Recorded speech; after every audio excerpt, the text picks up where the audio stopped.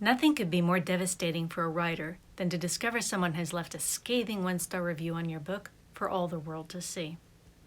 How do you cope? First of all, I want you to know you have my deepest sympathy. I feel your pain, believe me. This is a tricky subject to navigate because I don't want to dunk on readers who are merely leaving an honest review to say they didn't care for your book. You simply can't please everyone, and the nature of art is subjective. For those kindly meant 1- and 2-star reviews, I give the reviewer the benefit of the doubt and see if I can't glean something useful from their feedback.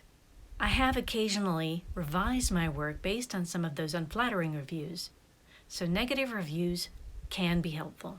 But what about those 1-star reviews that are meant to wound? As a breed, authors can be sensitive to criticism. Reactions may include shock, rage, hurt, and an impulse to quit writing altogether. Don't these people know the old adage, if you can't say something nice, don't say anything at all? The answer is, no, they don't. It could be the reviewer is like Ebenezer Scrooge and hates everything. Maybe something about you or your book reminds them of their worst enemy. It's possible the reviewer knows you in real life, and this is an opportunity to strike back at someone they envy. Who knows? You can't guess their motivation, and it's a waste of time to try. Even so, you don't have to let the negativity get to you. The last thing you want is to allow someone to make you quit writing altogether. I like to think of these troll reviewers as the Dementors in the Harry Potter series. If you're familiar with the books or the movies, you may remember these evil, spectral-like beings that try to suck every last bit of happiness from their victims. Whenever Harry Potter was attacked, did you root for him to use the Patronus spell to ward the creatures off?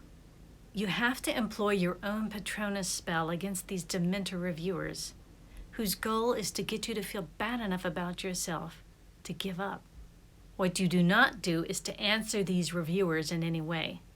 Some of these people will aim low, hoping to provoke you into a response.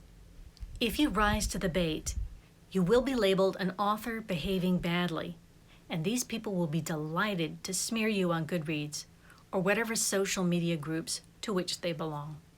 I have seen some nasty reviews on other authors' books that are nearly as long as term papers.